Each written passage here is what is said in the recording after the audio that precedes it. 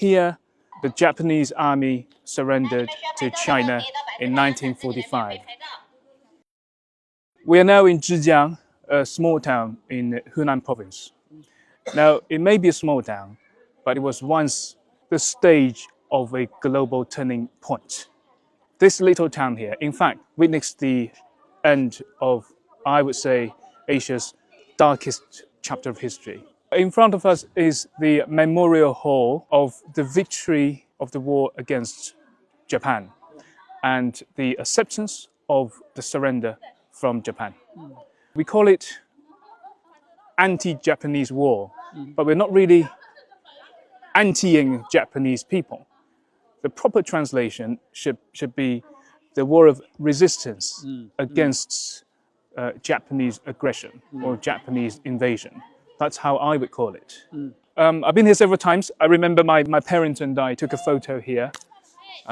It's a very important piece of history, not just because we accepted the surrender of Japanese armies or Japanese invasion here, but also because this place showed international cooperation, including the famous Flying Tigers, which is an American volunteer group, pilots coming here to fight alongside Chinese people against the Japanese invasion.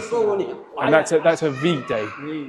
Yeah, it's a victory, yes. We certainly didn't learn about Flying Tigers in school. Yeah.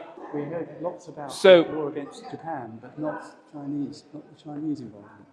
So by the summer of 1945, China had been fighting against, the Japanese invasion for 14 years. For 14 years. A total amount of over 35 million people were killed. And I think it's the worst chapter of human history, not just in Asia, but somehow it's underrepresented or buried on international stages. So today I think I want to take you guys here and just learn. We're talking about facts, no personal emotion or anything like that. We're just talking about facts and history.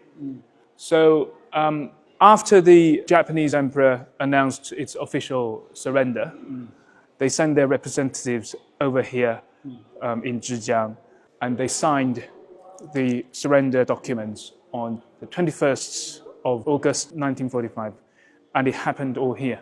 It happened all here. So I want to take you guys through that history, and also we'll learn a bit more about the Flying Tigers, because the Flying Tigers, led by an American general called Clair Lee Chennault. Chennault. So his Chinese name is Chennault Chen Nade. Chen Nade Chennault. That's his English name. And it was based here in Zhejiang, a group of pilots, and their mission was to help Chinese people fight against Japanese invasion. They helped to make sure the supply route was protected along the Himalayas, called the humps, and they also supported the British people with their fight in Burma. Burma. Now, Japan has sort of tried to say that, we are victims of World War II. But you've got to also consider what they had done in China the previous 14 years. 35 million people killed and wounded. I feel sad for the civilians here. I feel sad for them, absolutely.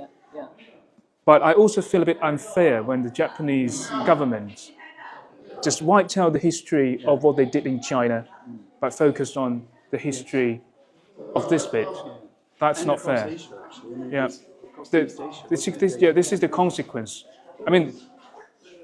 I feel bad for the people, for the civilians, which is why that sort of mentality in the government, that sort of fascism mentality, should never be repeated. In any government. No, we don't want this to happen again anywhere. Yeah. So over here, these are the representatives in China Theatre for accepting Japanese surrender, and these are the representatives of Japanese invading forces. Right. These are the real photos that happened right here in this small area. You've got the Japanese representatives bowing, Yeah. and the Chinese and the American representatives sitting down, Yeah. accepting there. And this is an interpreter. This is the real photo. Panoramic view of Japan's surrender ceremony in Zhejiang. Look at that. And in the middle of this portrait is Mr. Sun Yat-sen. Sun Yat-sen. Yeah. Sun Wen, Sun Yat-sen. Yeah. And this is a Japanese representative. You can see he was anxious and he was sweating and wiping his sweats. Pretty historic event. Very historical.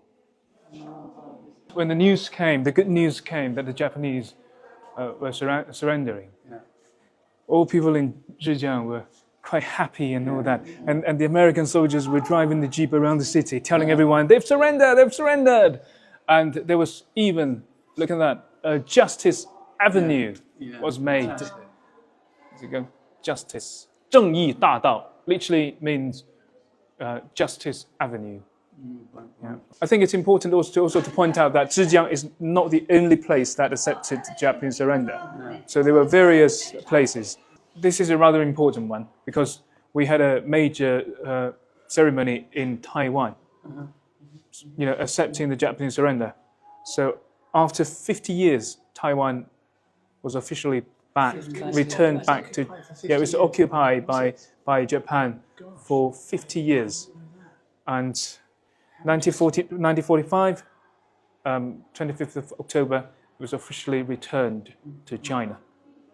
So this is General Claire Lee Chennault.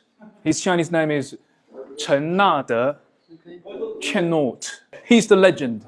He's basically a retired officer of the United States Army Air Force, and he became an advisor here. He built up a lot of pilot teams. At first, he openly, conducted his work, but because of diplomatic pressure, he had to do his work secretly. And a lot of work that General Chennault did was here in Zhejiang because of its geographical advantages.